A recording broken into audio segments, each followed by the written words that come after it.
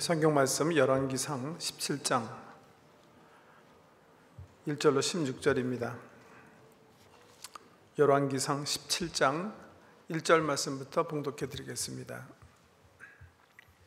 열왕기상 17장 1절.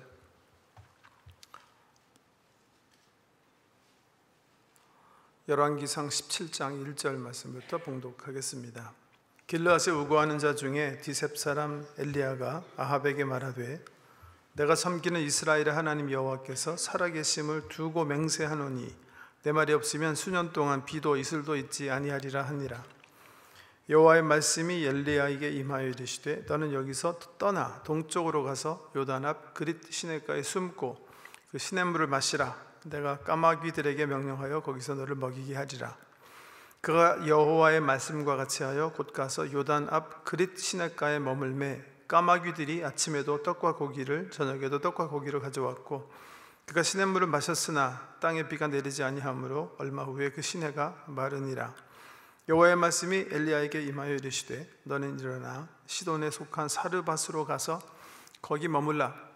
내가 그곳 과부에게 명령하여 내게 음식을 주게 하였느니라. 그가 일어나 사르밧으로 가서 성문에 이를 때에 한 과부가 그곳에서 나뭇가지를 줍는지라. 이에 불러 이르되 청하건대 그릇에 물을 조금 가져다가 내가 마시게 하라.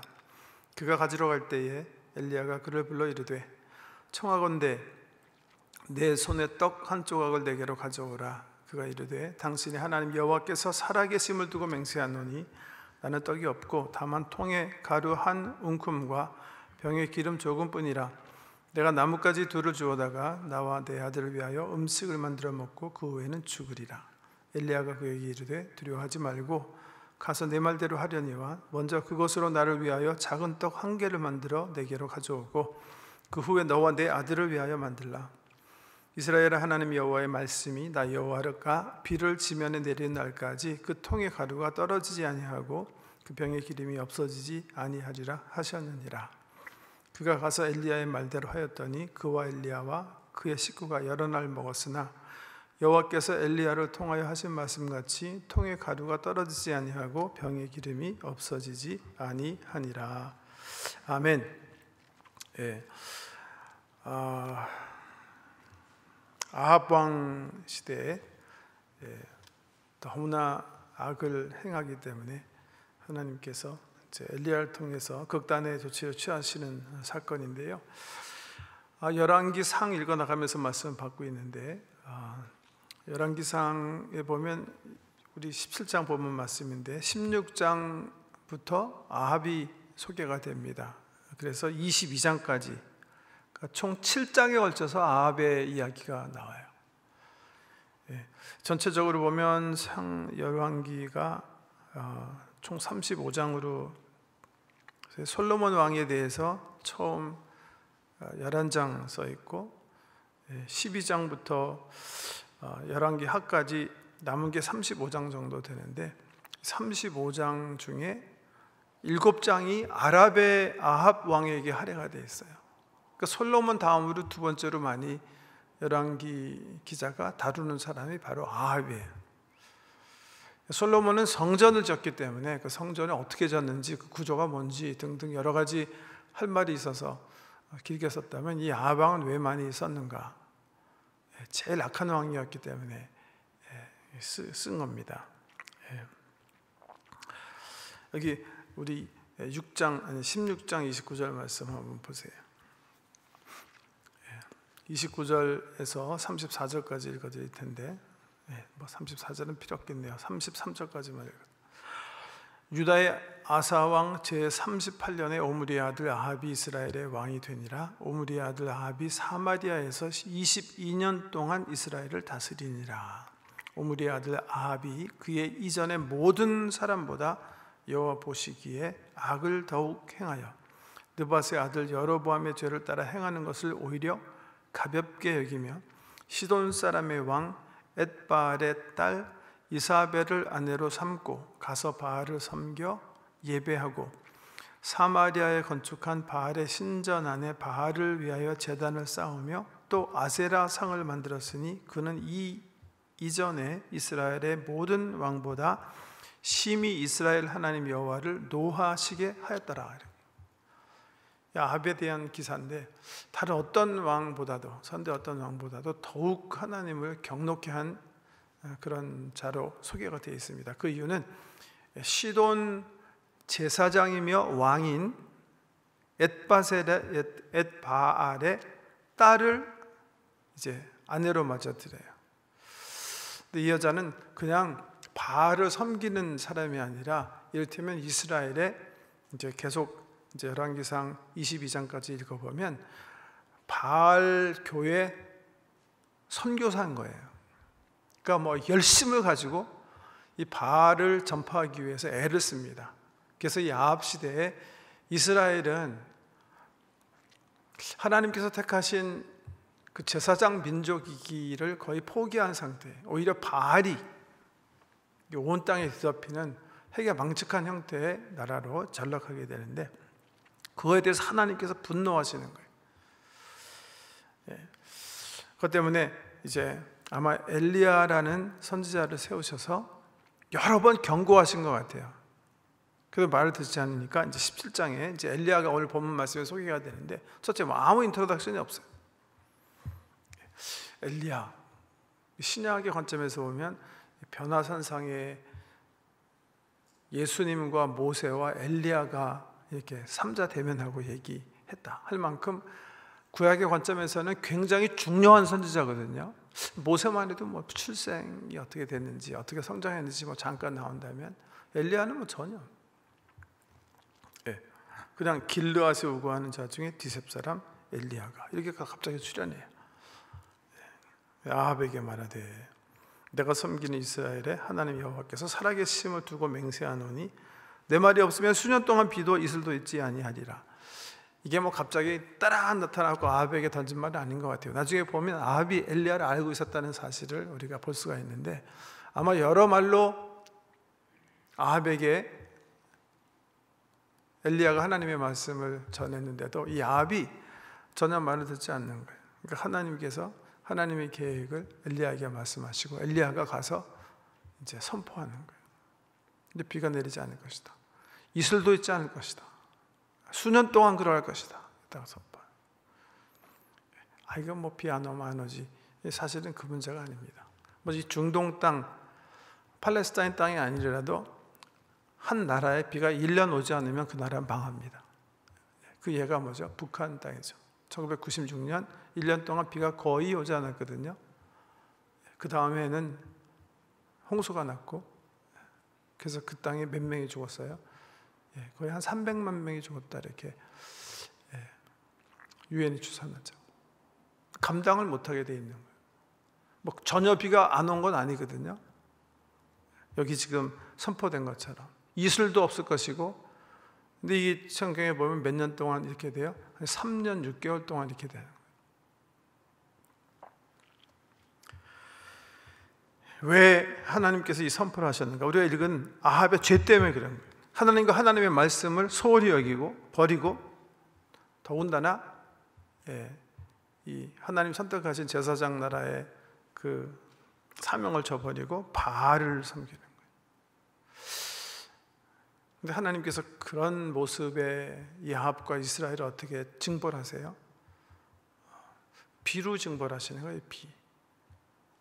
바알이 어떤 신이라고 그랬죠? 비를 주관하는 신이에요. 비와 바람을 주관하는 남성신이거든요. 그러니까 아마 바알을 숭배하는 사람들은 이 말을 듣고 가소롭게 생각했을지도 모르죠. 야, 엘리야가 지가문데 지가 말하지 않으면 비가 내리지 않는다고 하느냐. 우리가 지금 이 위대한 바알을 의지하고 있는데 그렇게 생각했을 수도 있겠죠. 아마 아합이 혹시 그렇게 생각했을 거예요. 여호와의 이름으로 선지자가 아합에게 하나님 말씀을 선포하는데 아합은 어떻게 반응한 것 같아요? 여기 나중에 보면 알 수가 있죠. 엘리야가 지금 뭘 하는 거죠? 도망가잖아요. 피하잖아요.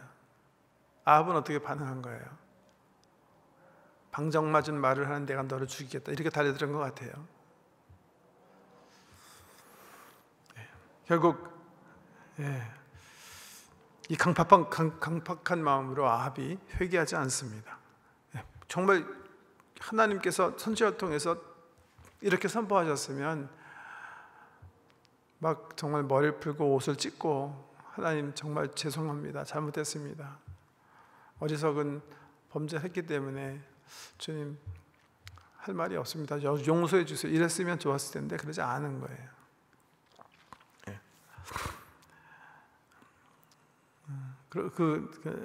그런 상황에서 이제 여호와의 말씀이 엘리야에게 임해요. 하나님의 말씀을 전한 엘리야에게 어떤 말씀이 임했는가? 어떻게 보면 되게 시시하죠. 도망가라 이거예요. 튀어라. 너 여기 있다가 나 죽는다. 그래갖고 하나님께서 얼른 보내세요. 그 시냇가로 가도록 명령하세요. 그 시냇물을 마셔라. 내가 까마귀들에게 명령하여 거기서 너를 먹이게 하리라. 이것도 그렇게 뭐 좋은 환경은 아니죠, 그죠? 여러분 까마귀가 물어다 준 이 떡과 고기 뭐 잡수시고 싶으세요, 정말? 까마귀가 좀 이렇게 더러운 새잖아요. 더러운 새, 썩은 음식. 막 길가에 이렇게 차 타고 지나가 보면 이렇게 막 스컹크, 뭐 이렇게 다람쥐, 뭐 라콘 이런 거 죽으면 그냥 그거 뜯어 먹는 그 새들인데 그런 환경으로 하나님께서 이제 피하게 하시는 거예요. 그래서 거기에 숨어가지고 엘리야가 거기 작은 시냇물을 먹는데 이제 가뭄이 시작되면서 그 물도 마르게 됐어요. 근데 두 번째 하나님의 말씀이 엘리야에게 임해요. 뭐라고 얘기하셨죠? 8절에 보면 여호와의 말씀이 엘리야에게 임하여 이르시되 너는 일어나 시돈에 속한 사르밧으로 가서 거기 머물라. 이거 한번 상상해 보세요.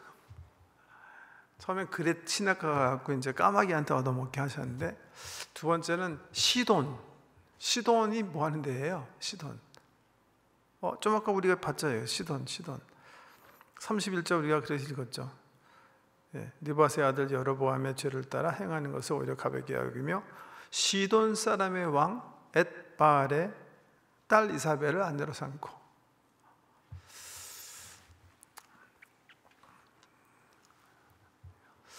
그 큰 죄를 이제 지면 진 사람에게 있어서 제일 안전한 피신처는요, 교도소가 될 수가 있대요. 교도소. 그래서 요새는 뭐 하도 그 경찰도 이제 온갖 방법을 동원해서 사람을 조사하고 해서 힘들겠지만 옛날에는 그랬다 그러던데요. 큰 죄를 범한 사람은 작은 죄를 금방 범해하고 교도소에 들어가면 거기가 그렇게 안전했었대요. 제가 어떤 경험자한테 들은 거예요. 진짜인지 아닌지 모르겠는데 그럴 수가 있을 수도 있겠어요. 네. 비슷한 어떤 그런 시츄에이션 같죠. 우리 하나님께서 이스라엘이 애굽 학정에 시달리는데 이 이스라엘 사람들을 구원하게 하기 위해서 한 사람을 애굽 궁정에 들어가서 왕자로 이렇게 성장하도록 이렇게 요람을 만드셨는데 여기도 이상하게 지금 그 바알의 아주 그 본산지로 하나님께서 피신시키시는 거예요. 본산지로. 그러면서 뭐라고 그러시냐면 너희 일어나 시돈에 속한 사르밧으로 가서 거기 머물라. 내가 그곳 과부에게 명령하여 내게 음식을 주게 하였느니라. 이쯤 됐으면 이제 과부를 통해서 내가 이 가뭄 몇 년 될지 모르지만 공개를 받는구나. 그렇게 이제 이 사람이 생각했을지 모르겠는데 어떤 과부인가가 굉장히 중요하죠. 이때는 그죠? 과부라도 굉장히 부자 과부가 있을 수가 있잖아요. 부자가.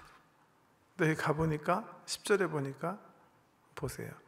그가 일어나 사르밧으로 가서 성문에 이를 때 한 과부가 그곳에서 나무가지를 줍는지라.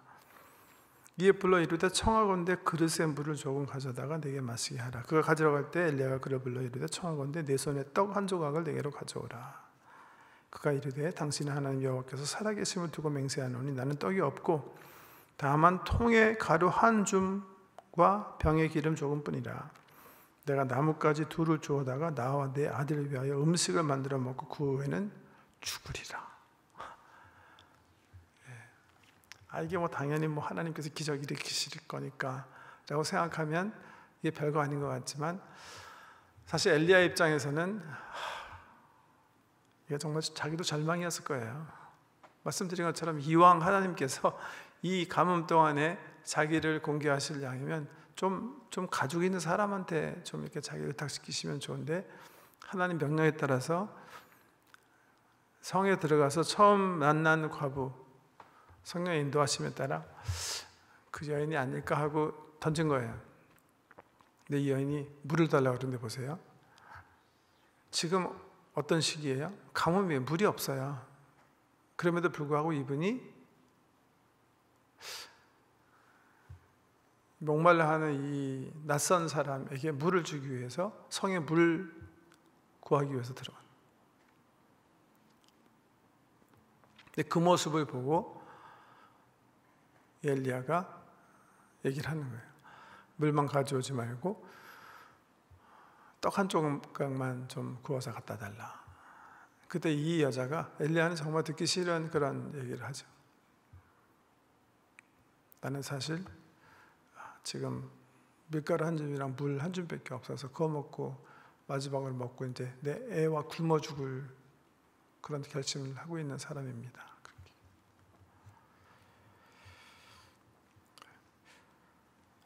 이때 엘리야가 정말 염치 없는 말을 해요. 엘리야가 그에게 이르되 두려워하지 말고, 죽을 것 두려워하지 말고 가서 네 말대로 하려니와 떡 가서 구워라. 먼저 그러나 그것을 나를 위하여 작은 떡 한 개를 만들어 내게로 가져오고 그 후에 너와 네 아들을 위하여 만들라. 이스라엘 하나님 여호와의 말씀이 나 여호와가 비를 지면에 내리는 날까지 그 통의 가루가 떨어지지 아니하고 그 병의 기름이 없어지지 아니하리라 하셨느니라. 엘리야는 왜 이 말하는 거죠? 이때 엘리야는 하나님의 계획을 안 거죠, 그렇죠? 하나님께서 엘리야에게 뭐라고 말씀하셨죠? 사르밧으로 가라. 내가 어떤 과부를 통해서 너로 음식을 먹게 하겠다, 이렇게 말씀하셨어요. 근데 그 과부가 밀가루와 물을 가지고 있는 사람이 아니에요. 무슨 돈이 있는 사람이 아닌 거예요. 그냥 정말 빈털터리라 먹고 죽을 그런 극박한 그런 환경 속에 있는 그런 여인이었어요. 엘리야도 말씀을 붙잡고 그 말씀을 살아내기 위해서 지금 투쟁하는 거예요, 어떻게 보면요. 왜? 주님이 말씀하셨기 때문에 그 말씀 붙잡고 믿음으로 살아가는 거예요. 정말 어떻게 보면 염치 없는 얘기지만 그 과부에게 그래서 얘기하는 거예요.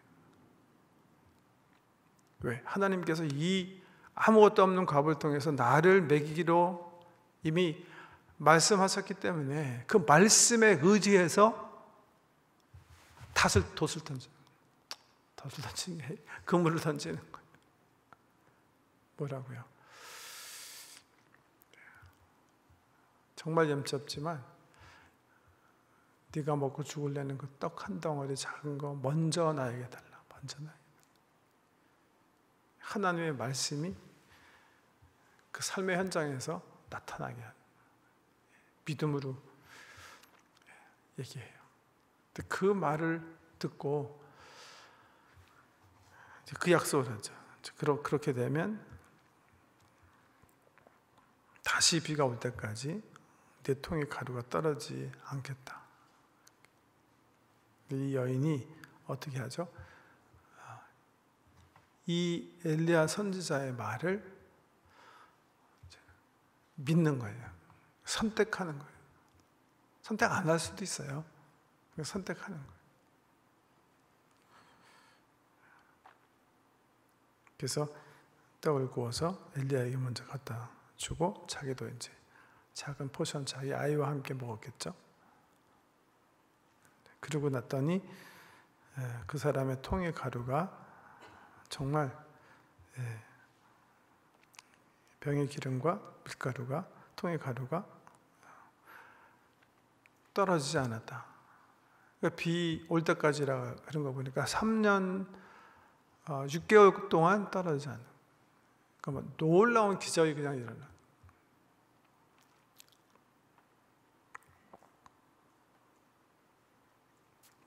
몇 가지 사건 가운데 좀 정리해서 말씀드리고 싶은 게 있는데, 이 사건을요, 주의 종에게 먼저 대접하면 하나님께서 더 큰 복을 주신다, 이렇게 해석하시면 안 되는 말씀이에요. 이 말씀 어떤 말씀이에요?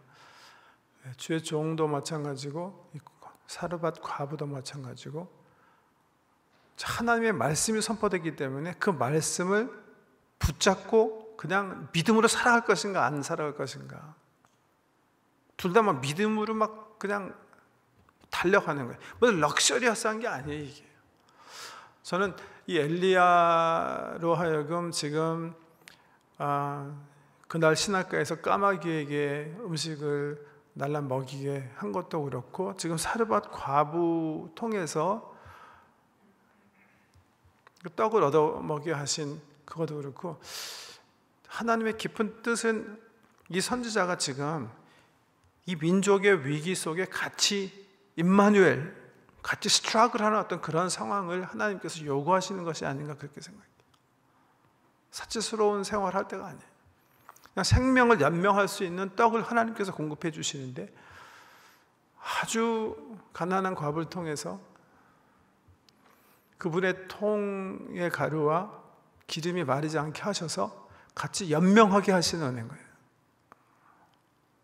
뭐 돈 많이 벌게 하시는 그런 거 얘기하는 거 아니에요. 그럴 때도 아니고요. 함께 고통당하는 어떤 그런 삶의 현장에서 하나님께서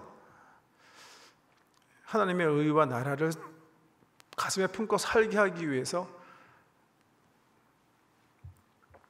들의 백합처럼 공중에 나는 새처럼 이들이 먹을 것을 공급해 주시는 그런 은혜를 그리고 있는 거예요.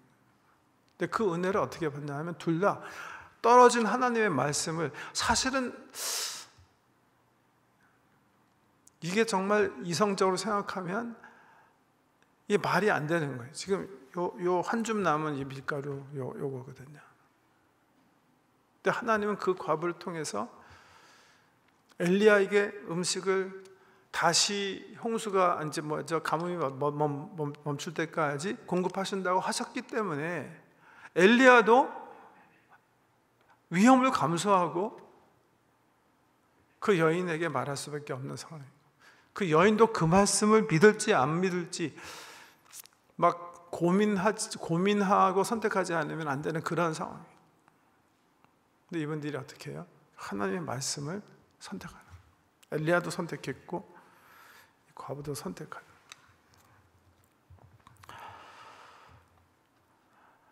대부분 이성을 초월한 그런 말씀에 대한 순종이죠. 마치 가나의 혼인잔치 때 예수님께서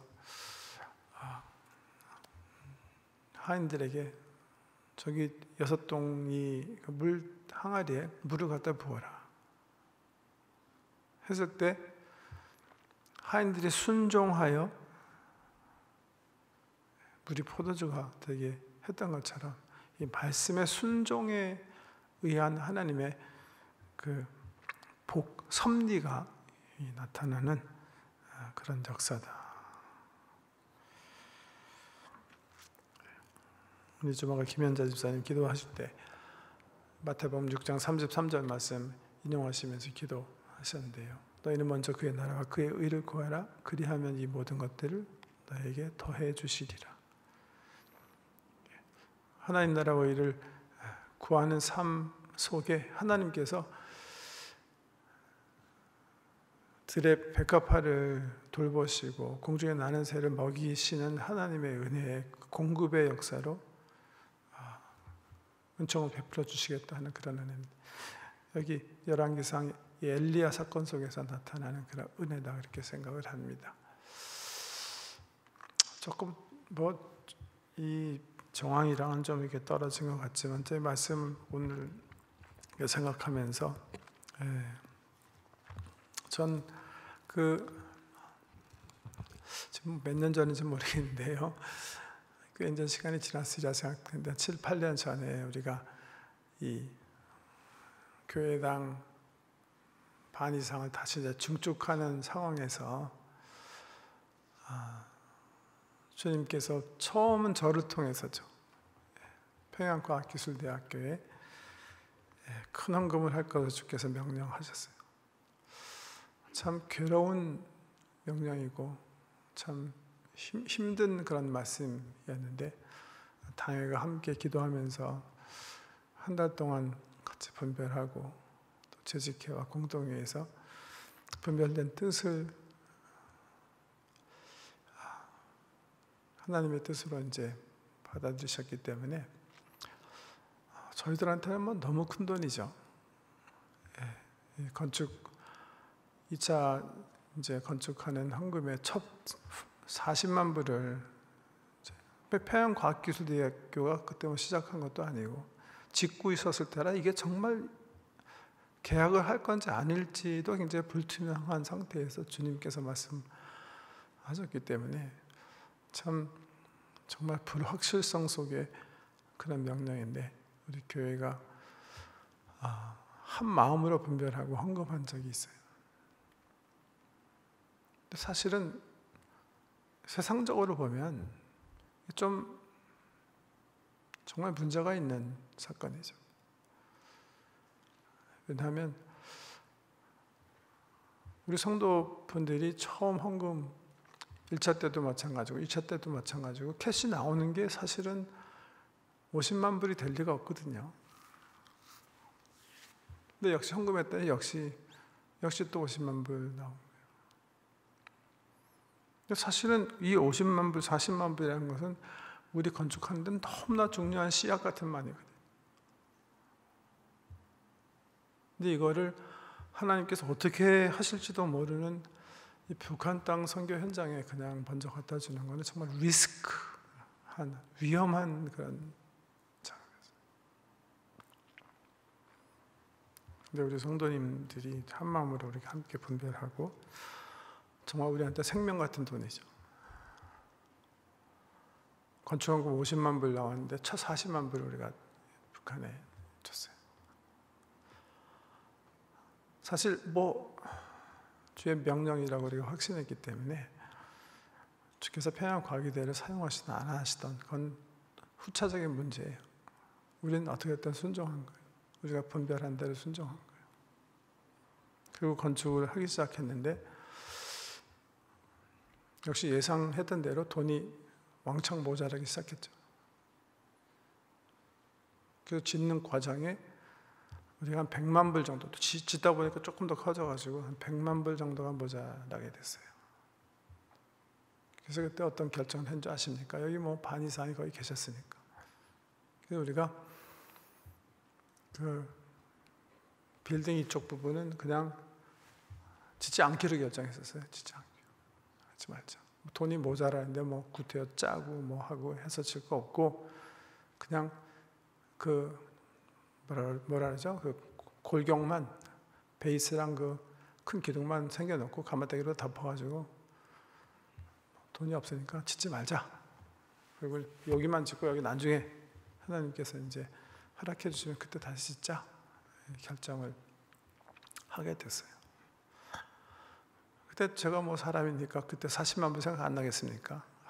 40만 불 있었더라면 내가 또 그럴 수 있었는데 그런 생각이 없지 않았지만 우리 순종한 거니까. 근데요, 우리가 그 결정을 하자마자 놀라운 일들이 갑자기 연이어서 일어나기 시작한 거예요. 그 중에 중요한 것 중에 하나만 제가 본 하나님의 은혜의 역사인데요. 갑자기 어떤 서양 사람들이 크리스마스 때인데 교회 방문해서 우리 옆에 지금 뭐 하는 사람들인지 몰랐어요. 여기 지하실을 좀 교회를 한번 좀 둘러봤으면 좋겠다. 그래서 둘러보라고. 근데 그분들이 일주일 후에 변호사와 이렇게 이렇게 다 해가지고 계약서를 가지고 왔어요. 자기네가 지하실 방 8개를 주중에 자기는 여기 스포츠 학교를 운영하는데 그 지하실에 방 8개를 사용하게 해주면 자기네가 돈 이만큼 주겠다. 교회의 모든 그 가르침을 존중해서 절대 교회 교리에 위반되는 것들을 붙이지 않겠다. 등등 자기네 물어보지도 않았는데 쭉 써가지고 오셨어요. 그래서 우리 건축위원들이 이렇게 제가 이제 전달해드렸는데, 그분들이 우리에게 그냥 저희는 사실 이거 질 때 그냥 여기 알크라는 그 고기 정도 우리가 이제 유치원 해서 좀 이렇게 수입이 있으면 좋겠다 그런 생각인데, 학교는 정말 생각도 못했던 그럴 텐데, 그분들이 우리에게 주겠다고 약속한 돈이 제가 계산해 보니까 그냥 우리가 필요한 100만 불 몰개지 그냥 해주겠다는 거예요. 그냥 그보다 조금 더 많이 주겠다는. 그래갖고 우리가 계획을 변경해서 피니싱 할 수 있었던 거예요.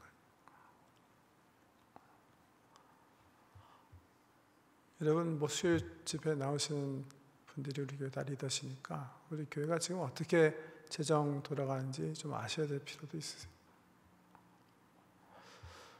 저희 교회는 몰개지 한 40만 불 내잖아요. 근데 지금 이 학교랑 아크에서 우리 교회 주는 돈이 30만 불이에요. 물론 이분들이 들어왔기 때문에 전기값, 물값 왕창 올라가기 때문에 수리도 해야 되고 등등. 글쎄 그게 1년에 10만 불 들어간다고 치더라도 사실 우리 교회가 가지고 있는 이 프로퍼티의 반 몰개지는 그냥 하나님 선물이라고 저는 생각해요.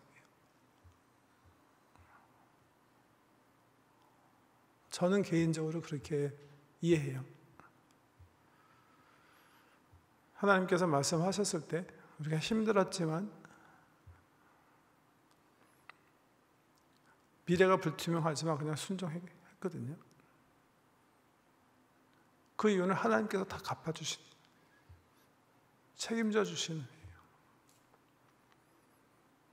저는 제가 화가 나건데 우리가 지금 내는 몰개지는 우리 교회가 이런 건물을 렌트 하면 내는 돈보다도 적어요, 사실. 그거 하나님 은혜인 줄 믿으십니까? 저는 이게 하나님 은혜인 줄 확신해요.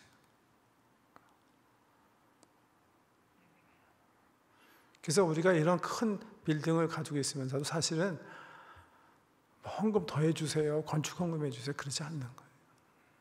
그냥 하나님께서 그냥 해주신 거예요. 제가 말씀드렸죠. 그 이후에 하나님께서 우리에게 주신 은혜는 이것만은 아니에요. 제가 여러 가지 개인들이 인바브 되기 때문에 말씀드리지 못할 뿐이죠.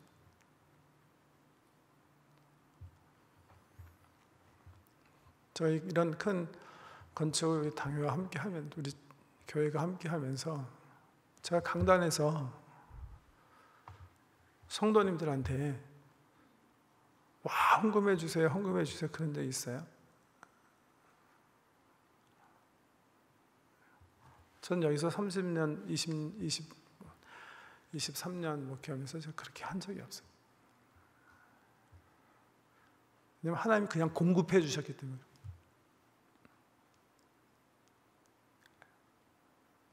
이게 하나님의 약속이에요.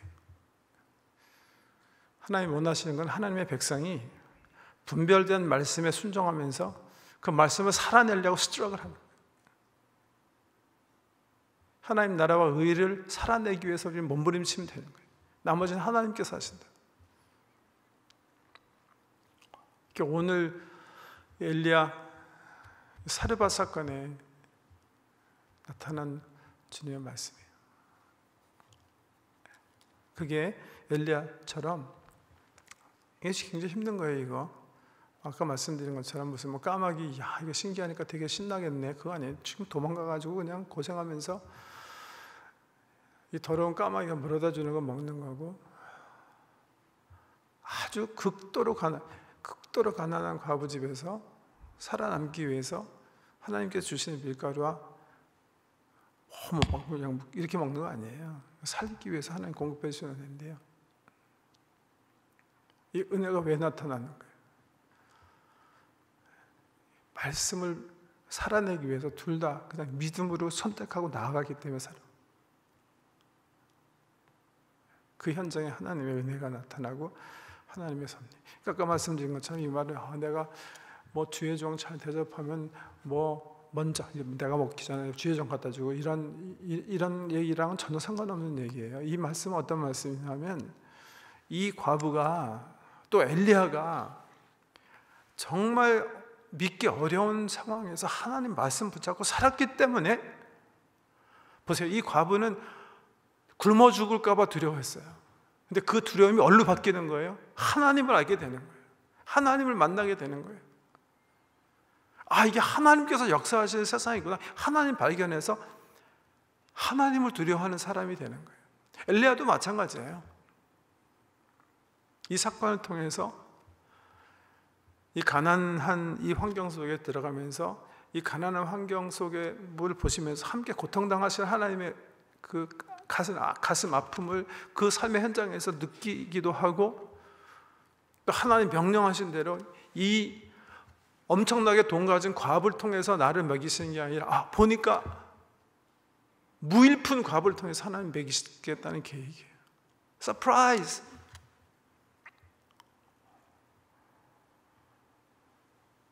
근데 그 말씀을 살아내기 위해서 이 아무것도 없는 과부에게 그 마지막 한 줌, 나를 위하여 섬기라 하는 말을 통해서 이 사람도 리스크한 하나님 말씀을 살아내고 그 은혜가 나타나기 위해서 모험적 삶을 선택하는 거예요. 그래서 엘리야도 하나님을 알아가 하나님을 더 깊이 알게 되는 거고, 이 과부는 정말 과부에게 하나님께서 내가 어떤 선지자 보낼 테니까 빵 하나 줘라, 그렇게 절대 말씀하지 않았을 거예요. 이 과부는 사실은 그냥 어떤 사람이 정말 어떤 거지 같은 사람이 물 한 모금 돌리니까 그냥 안 줄 수도 있지만 작은 선한 일 내가 하고 죽어야 되겠다, 그렇게 생각했을지도 모르겠죠. 그래서 물 갖다 주려고 하는데 이 염치 없는 인간이 빵을 달라고 그래요. 그래서 좀 기분 나쁘게 주고 싶어도 내가 먹고 죽을 빵 하나밖에 없다 했는데, 이 사람이 얘기하는, 나에게 먼저 주면 하나님께서 네 통에 밀가루를 마르지 않게 할 것이다. 이 여인이 그 말씀을 붙잡는 거예요. 그리고 둘 다 사는 거예요. 근데 60만 사는 게 아니에요. 하나님 발견하게 돼요. 위대하신 창조주 하나님을 이 여인은 만나게 되는 거예요. 그런 귀한 은혜가 우리의 삶 속에서도 우리의 말씀을 살아내기 위한 투쟁과 순종 속에 일어나게 되기를 주의 이름으로 축복합니다.